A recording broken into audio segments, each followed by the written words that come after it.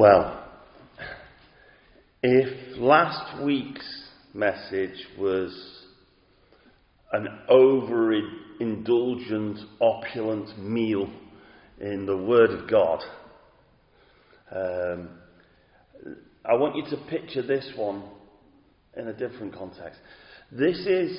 We've had a series, haven't we, that started in chapter 2, verse 13, and it ran through. It's a mini-series within it. And we've been calling it The Balance of Fear and Submission. So think of this as a picture postcard of fear and submission. So this, you can't write everything you want to write on the back of a picture postcard, do you? So you just try to write the best bits, okay? So this is a picture postcard. But the picture on the front of the postcard is the crown jewels. Crown jewels. And that's why it's so important that we actually spend time considering this text. So this is a picture postcard of fear and submission of the crown jewels. That's today's title.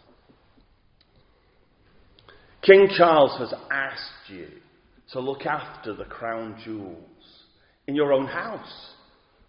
He's provided the security that you need. He's provided all of the cases that you need to display the crown jewels. But he's given you this honour that, he's allowing the Tower of London to have a holiday. And for a period, your house houses the crown jewels. Wow! And people hear about it and they come to your front door and they knock on your front door and they say, can I see the crown jewels? You're excited. Yes, you can. Come and see the crown jewels. And you show them to anybody who wants to see them. But if somebody turns up and they've got a forklift truck and a lorry out back, you don't let them take the crown jewels, do you? No. Well, that idea is basically an illustration of the summary of what I've been trying to get at over these last few weeks. You submit to everyone, but you fear God alone. You want everyone to see the crown jewels, but you don't want them to steal them. Okay? So, we're going to look at the same verses that we looked at last week, and we're going to look at the same breakdown. So it's the same verses that are together with different titles to hopefully simplify it, so that you can... Don't think of this as a big explanation of the text. This is, what am I supposed to take from that text? And my first point from verses 8 to 12 is this. How you grow as a Christian. How you grow as a Christian. I think you'd agree that's an important thing. So let's come back to our crown jewels, shall we? You're joyfully housing the crown jewels and enjoying the honour that King Charles has given you.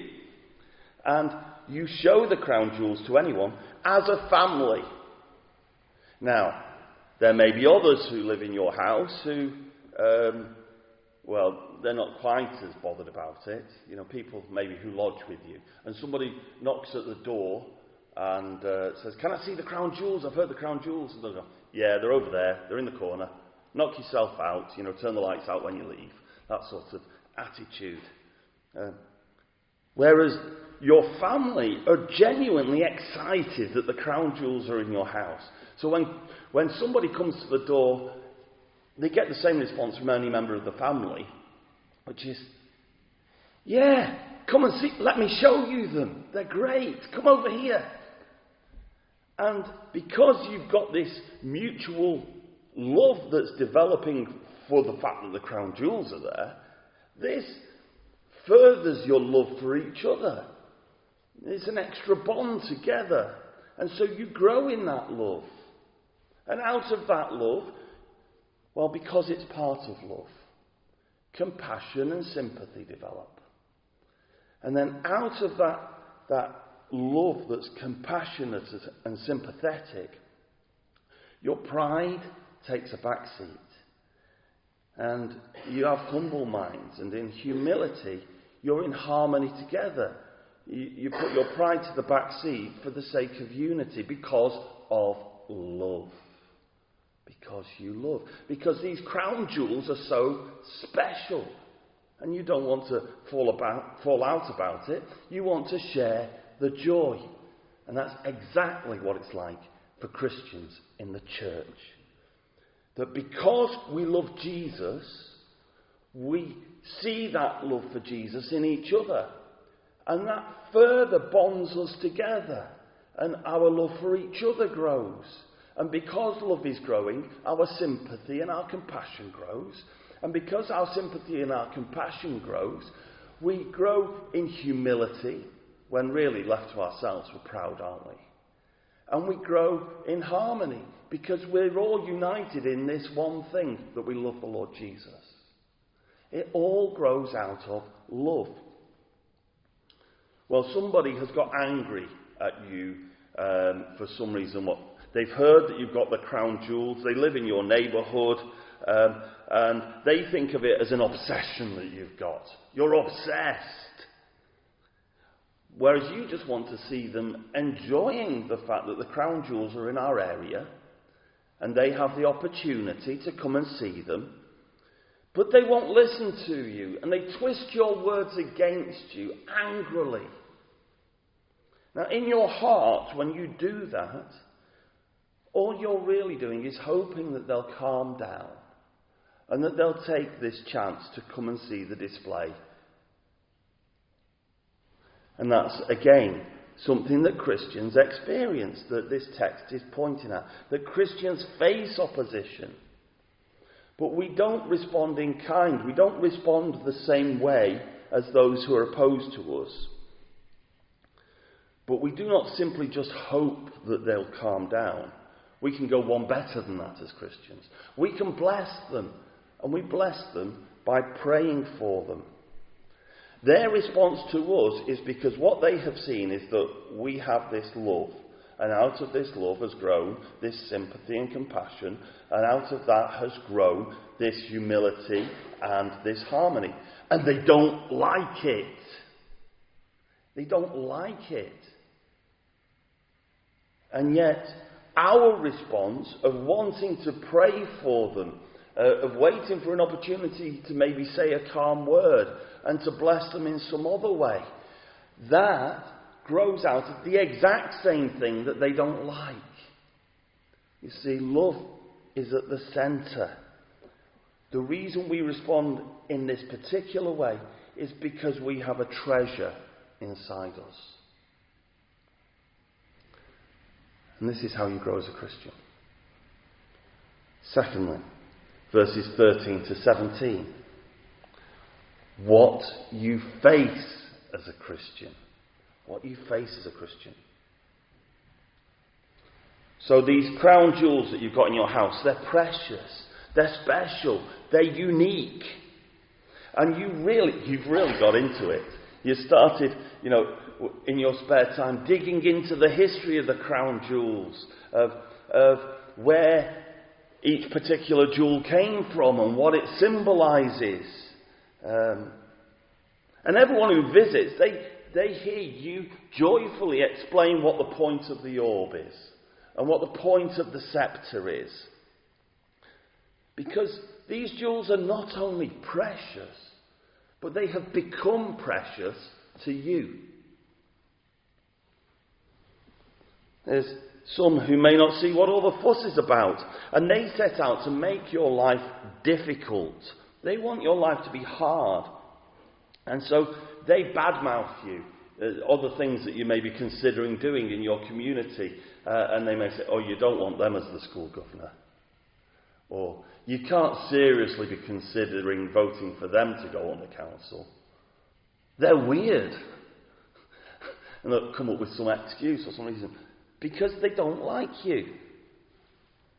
But you continue in this because you know that the crown jewels are precious. You know that they're special.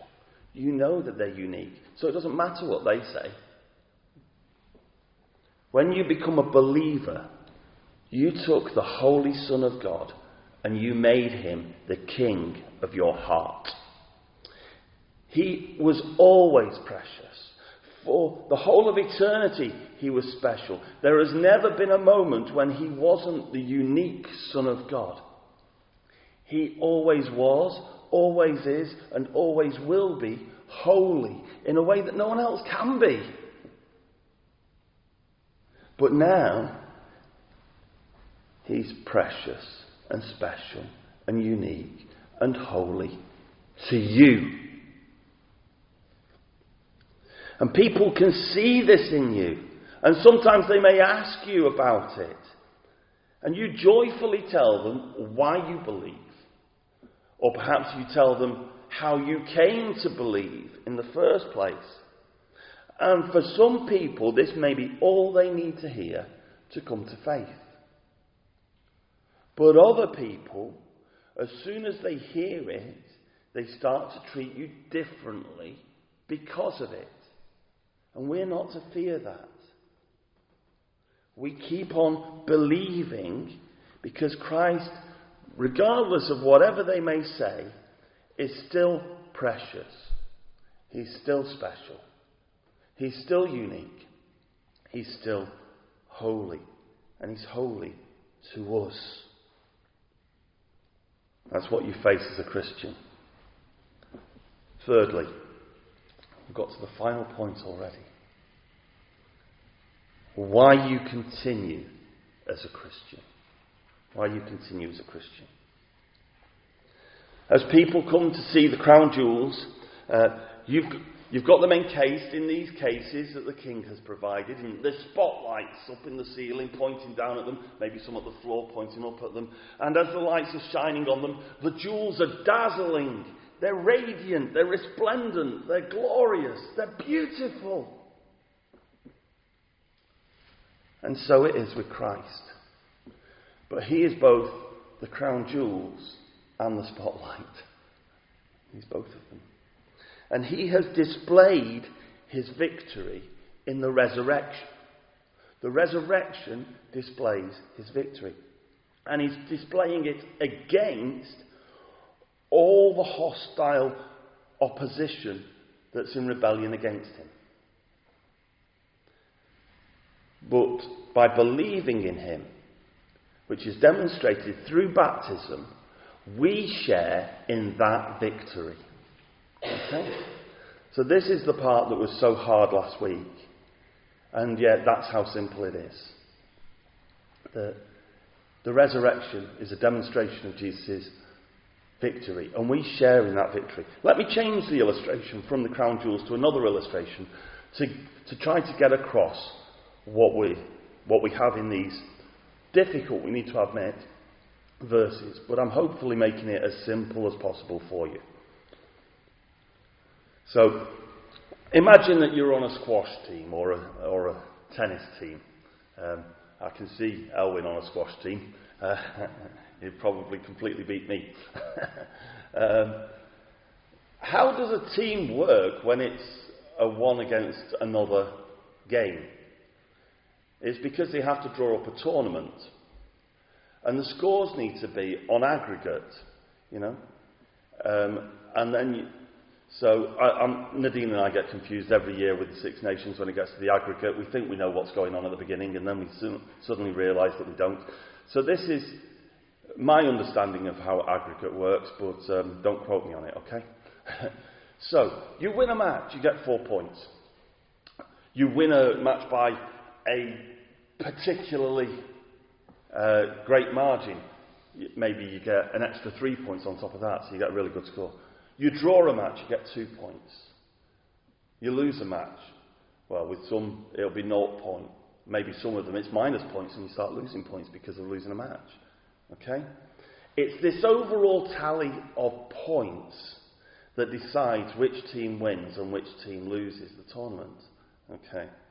So you're on this team, and, you know, your regular opposition, your rivals, you know, there's lots of teams that you have to play, but your rivals, whenever they come on, they're always bragging, they're in your face, they're telling you how they're going to beat you, because they're trying to get into your head before you've got the ball to the racket. They're trying to win the game before it started. But in actual fact, when you look at the tournament, because of your captain's successes when he has been playing, you're at a point in the tournament where you can't lose the tournament. Doesn't matter what you do in that match. You can't lose it. The tournament is won. The season's not over. You still have matches to play. But the tournament is won. The resurrection was bodily. It was a bodily resurrection. Physically, Jesus rose from the grave because death couldn't hold him. He died, but he died for the sins of everyone who would believe in him and trust in him, that they might be saved. He didn't die for his own sin. The wages of sin is death. So death cannot hold him. And he's risen, triumphant from the grave. Satan thought at the cross he'd got the victory, but he hadn't. The victory was displayed in the resurrection. It demonstrated Jesus' victory, and his victory in saving everyone who will trust in him. And so to show this victory, he shows it to Satan's hosts, his opposition.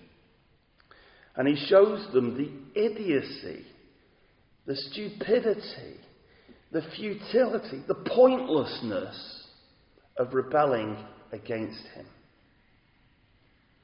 Now, at this point, they don't have a hope. The tournament's already won. They've lost it. Jesus has the victory. Our captain has won the victory. And this means that for us, that it would also be pointless, it would be daft of us if we were to not continue in our faith when the victory is won. Even if we're facing suffering, because Jesus is victorious, and because we find him precious and holy, and that love of him and that desire of seeing him as precious and holy, this is what enables us to love one another. And because we love one another, it is out of that that flows our love for others. Somebody once said recently on Facebook, why are we just praying for the Christian children in this area? Well, that's because the church starts with love for each other, and then the rest of it flows out from that. We love others because we love each other. We love each other because we love Christ. We love Christ because he is the most precious jewel. And he wants us to display his victory. I hope that that's been a blessing to you.